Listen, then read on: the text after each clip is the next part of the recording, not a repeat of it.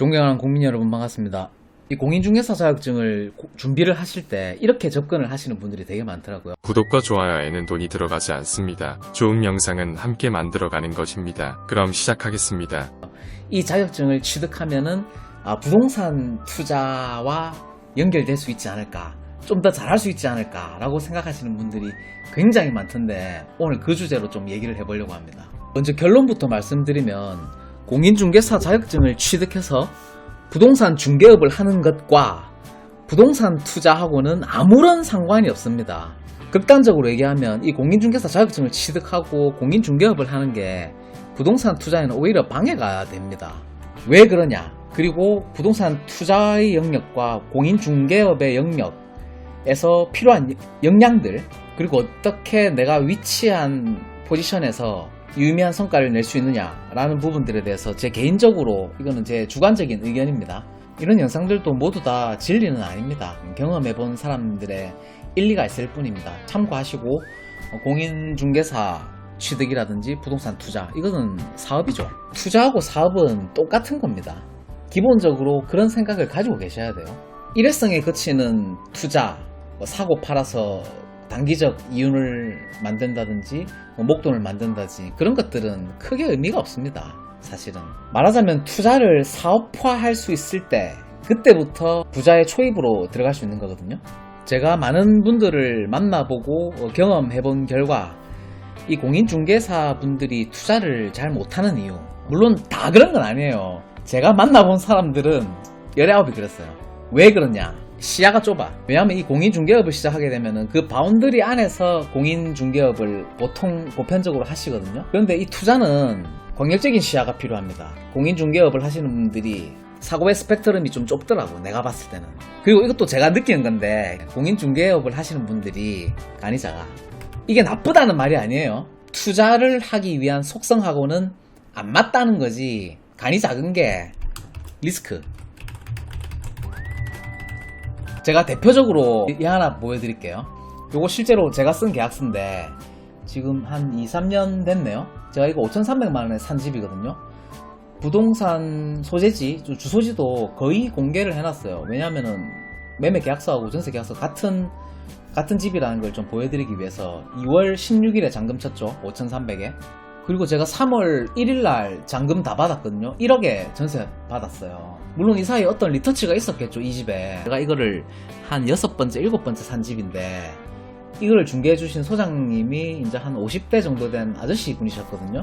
내가 어떻게 하는지 옆에서 다 봤어. 옆에 비슷한 호실이 하나 있었어요. 이 소장님하고 거래를 한 몇 번 했기 때문에, 소장님 이거 옆에 한 개 해라고, 내가 똑같이 맞춰줄 테니까 하면 된다고 하는 말이, 나는 도저히 손 떨려서 못 하겠대. 간이 작아서 못 하겠대요. 그래서 내가 옆에서 다 봤는데 그대로 하면 되는데 왜 안 하시냐고. 나는 못 하겠다는 거예요. 제 지인도 있었어요. 내가 이거를 2주 3주도 안 됐죠. 4천을 벌었는데, 정확하게 4천을 번 건 아니죠. 나의 자산과 부채가 2주 만에 4천만 원이 증가된 거죠. 정확하게 번 거는 아니에요. 매각을 한 게 아니기 때문에. 그런데 이게 의미가 없나요? 이건 의미 있는 행위거든요. 물론 투자금을 불려나가는 중간 과정으로서의 의미가 있는 거예요. 이 자체만으로 궁극적으로 성공한 투자의 세팅은 아닙니다. 상세한 내용은 제가 다른 영상에서 좀 다뤄드릴 거고, 오늘 주제는 그게 아니기 때문에, 공인중개업을 하시는 분들이 뿐만 아니라 일반인들도 거의 그래. 자, 그러면 반대로 부동산 투자와 사업의 영역에서 봤을 때 결국은 도장을 찍어야 되는 거죠. 그럼 도장을 어떻게 찍나요? 배짱이에요, 배짱. 도장을 찍을 수 있는 의사결정을 하기 위해서 수많은 노력과 학습이 있었겠죠. 학습의 시간이 있었겠죠. 학습과 노력 없이 도장 찍는 행위, 이걸 뭐라 하나요? 제가 정의하는 이 학습과 노력 없이 도장 찍는 행위는 노름입니다. 노름은 잃어도 할 말이 없는 거예요. 궁극적으로는 베팅할 용기와 배짱이 필요한 거예요. 제일 마지막에는. 부동산 투자와 사업의 영역에서 필요로 하는 역량은 참 여러 가지가 있지만 용기예요. 도장을 찍을 용기. 자, 그러면 그 전단에서 필요한 역량들은 무엇이냐? 아주 광범위한 통찰과 소양을 좀 필요로 합니다. 그럼 어떤 분야냐? 부동산 투자에 관한 도서들, 이런 것들은 기본이에요. 기본이고, 인문, 철학, 그 다음에 경제, 인플레이션이 되겠죠. 세계 경제, 그리고 미 연방은행, 연방은행과 한국은행, 한국은행의 화폐 팽창, 원리, 그리고 무역, 이건 화폐에 대한 공부예요. 그리고 역사, 심리, 행동심리죠. 나아가서는 뇌과학, 협상, 이런 광범위한 분야의 지식과 통찰이 좀 쌓여야 됩니다. 그래야지 이 판이 흘러가는 방향성을 좀 읽을 수가 있거든요. 대중의 심리를 읽을 수가 있다는 말이죠. 대중이 어떤 방향으로 달려가려고 하는지 그 심리를 읽어야 됩니다. 자, 그러면 공인중개업을 하시는 분들은 자기가 본인이 개업 공인중개사로 해서 하는 방향성으로 해서 성공할 수 있는 사람은 저는 열에 1명, 열에 1.5명, 열에 2명도 안 돼요. 열에 1명에서 1.5명 사이라고 봅니다. 자, 그러면 이 공인중개업을, 개업 공인중개업을 하셔가지고 어떤 방향성으로 가는 게 좋을까? 제가 좀 보니까 샵인샵이에요. 샵인샵으로 가서 밑에 소속 공인중개사, 그리고 중개보조인, 중개보조인을 많이 둬야 됩니다. 물론 리스크 있죠. 사고에 대한 책임을 다 져야 되는 거예요. 자, 그래서 공인중개업의 어떤 바람직한 방향성은 HR입니다. 휴먼 매니지먼트예요. 사람 관리예요. 결국은 도장을 찍기 위해서 공인중개업, 그러니까 중개 일을 해서 수수료를 받기 위해서 공인중개업을 하시면 안 되고, 이 사람 관리, 궁극적으로 밑에 있는 소속 공인중개사들과 중개보조인들을 관리를 잘 하셔야 돼. 궁극적으로 공인중개업으로 성공하시려면 이 분야를 잘 하셔야 됩니다. 그리고 학원업입니다. 이렇게 콤비네이션해서 하시는 분들이 뭐 종종 있으세요. 근데 이 학원업 가르치는 거죠. 뭐 경매를 가르친다든지, 뭐 권리 분석을 가르친다든지, 뭐 투자 유망 분석, 지역 분석, 뭐 이런 것들을 가르친다든지, 무슨 아카데미 이런 식으로. 근데 제가 그런 분들을 나름대로 좀 만나봤는데, 그런 분들 중에서 투자를 잘한 사람은 제가 아직 못 봤습니다. 투자의 맥을 정확히 짚고 가르치는 사람들은 못 봤어요. 왜냐하면 이 학원업과 투자업은 또 다른 거거든요. 투자는 말 그대로 최전방 공격수입니다. 자, 투자로 돈을 버는 사람이 투자자죠. 자, 이 학원업을 하는 사람은 학원비 받아서 돈 버는 거죠. 제가 이런 행위를 물론 비난하지는 않습니다. 금광에서 금 안 캐고 삽을 파는 행위죠.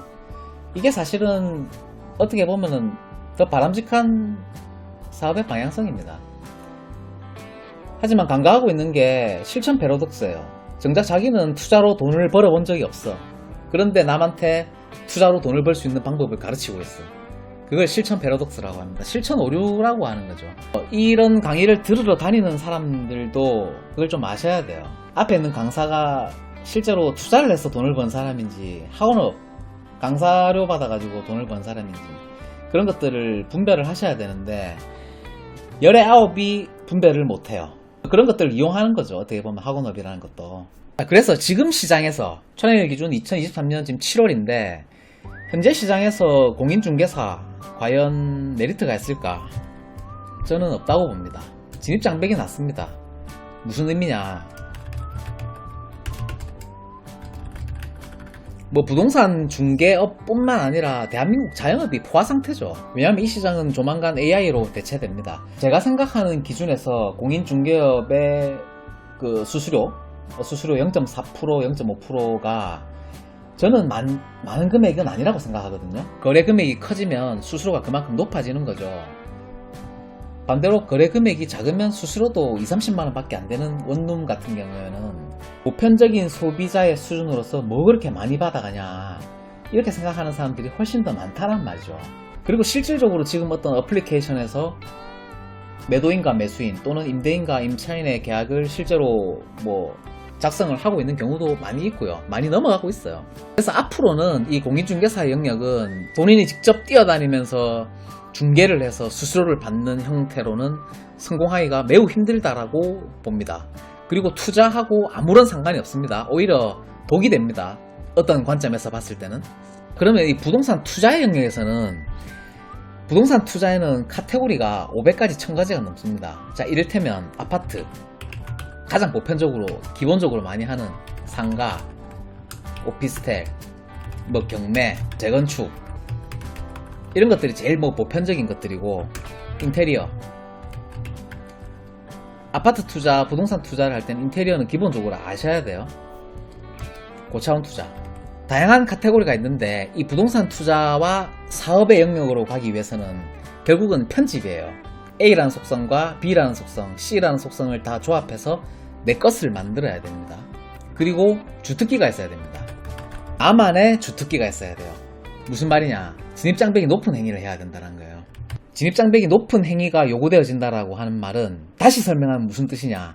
개나 소나 흉내 내지 못하는 투자를 해야 된다는 거예요. 소속 공인중개사, 중개보조인 이쪽에 대해서 조금 더 붙이자면 이쪽 업계가 다 그래요. 물론 공인중개사하고 회계사, 변호사와 비교할 바는 안 되지만 공인중개사, 회계사, 변리사, 법무사 이런 사무실 가보면은 소속 공인중개사나 중개보조인이 있습니다. 그게 누구냐? 사무장입니다. 사무장. 좋은 말로 사무장이고 보따리 장수입니다. 어떤 법무사 사무실이라든지 보통 가면은 등기 이전 하러 부동산에 이제 오잖아요. 그 사람들이 법무사들이 아닙니다. 그 밑에 소속된 사무장들이에요. 사무장들이 알바하는 거예요. 그런 형태로 사람을 이용을 할 줄 알아야 이 공인중개업도 성공할 수 있는 길이 보이는 거예요. 물론 리스크 있습니다. 그래서 사람을 잘 뽑아야 돼. 잘 뽑아야 되고 사람 관리를 잘해야 되는 거예요. 그게 한 단계 사고의 영역을 확장하는 거고 사고의 스펙트럼을 넓히는 거예요. 공인중개업도 그렇고 부동산 투자도 그렇고 세상 모든 일이 다 그렇죠.